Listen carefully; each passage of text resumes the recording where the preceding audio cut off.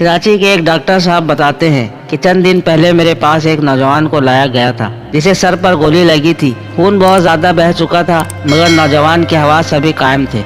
मेरी यूनिफॉर्म देखकर उसने मुझसे इल्तिजा की कि डॉक्टर साहब मेरी मौत की खबर मेरे घर वालों को ना दीजिएगा, और साथ ही मेरे सामने हाथ जोड़ दिए थे। मुझे हैरत थी कि मैं उसे बचाने के लिए पूरी उम्मीद था और वो शख्स यकीनी मौत देखकर बात कर रहा था। खैर, मैंने उसे तसल्ली दी और ऑपरेशन थिएटर पहुंचे जहां उसे बेहोश करने के लिए इंजेक्शन दिया गया। प्यारे दोस्तों, आगे बढ़ने से पहले आपसे रिक्वेस्ट करूंगा कि अपनी मोहब्बतों का इजहार करते हुए मेरे चैनल को सब्सक्राइब कर दें और साथ बेल का बटन भी दबा दें ताकि मेरी कोई वीडियो आपसे मिस ना हो। अब आगे चलते हैं।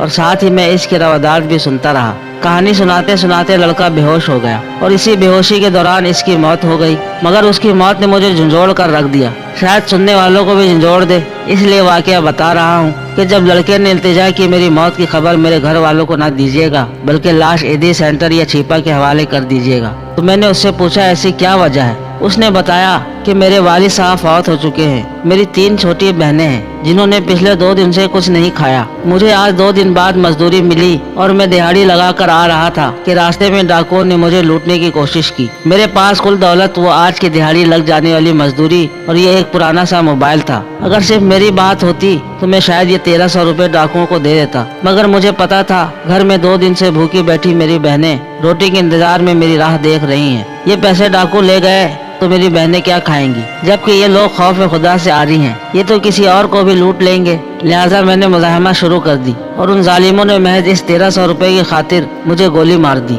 डॉक्टर साहब, मुझे पता है मैं मर जाऊंगा, मगर मुझे फिक्र है कि मेरे घर वाले जिनके पास रोटी तक के पैसे नहीं है, वो मेरे लिए कफन के पैसे कहाँ से लाएंगे, कब्र के पैसे कहाँ से लाएंगे। लिहाजा मेरे घर वालों को मेरी मौत की खबर ना दीजिए। साथ उसने जेब में हाथ डालकर पैसे और मोबाइल मेरे हाथ पर रखते हुए घर का एड्रेस बताया और कहा, ये पैसे घर पहुंचा देना और ये मोबाइल बेचकर मेरी छोटी बहन को नई जूती खरीद देना। बहुत दिनों से जिद कर रही थी, अगर मेरी वालदा का हौसला बुलंद हुआ तो उन्हें तसल्ली देते हुए मेरी मौत की खबर दे देना, वरना कह देना कि आपका बेटा किसी दूसरे शहर मजदूरी के लिए चला गया है। इसके साथ ही वो नौजवान हालत गनूदगी में चला गया और वहीं से मौत के आगोश में जा पहुंचा। मगर मैं तब से सोच रहा हूँ कि अब तक हम पर पत्थरों की बारिश क्यों नहीं हुई, सैलाब हमको क्यों बहा नहीं ले गया, जमीन क्यों नहीं फट गई और हम उसमें समा क्यों नहीं गए, सर्कस जिन्नात की तरह हमारा किला कुमा करने के लिए फरिश्ते क्यों नहीं उतर रहे, हम लोग अब तक कहर इलाही से महफूज क्यों हैं, जबकि मुसलमानों वाले अमाल हमारी अक्सरियत कब की छोड़ चुकी है। बददियानत हुक्मरान, बददियानत अवाम, लुटेरे हुक्मरानों, लुटेरी अवाम, कातिल हुक्मरान, कातिल अवाम। दूसरी तरह इस्लाम ने एक मुसलमान पर दूसरे मुसलमान की जान माल इज्जत को हराम करार दिया है। इन्हीं सवालात को सोचते हुए मैंने हर चीज़ उस नौजवान के घर वालों तक पहुंचाई। अपनी जेब से उसके कफन दफन का इंतजाम किया।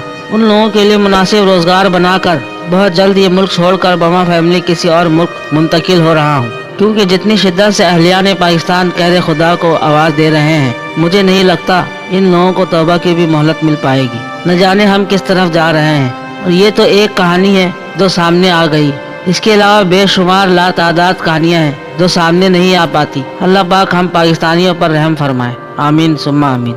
इस वीडियो को लाइक करें, चैनल को सब्सक्राइब करें और साथ साथ घंटी का बटन भी दबा दें। आपके ताउन का शुक्रिया।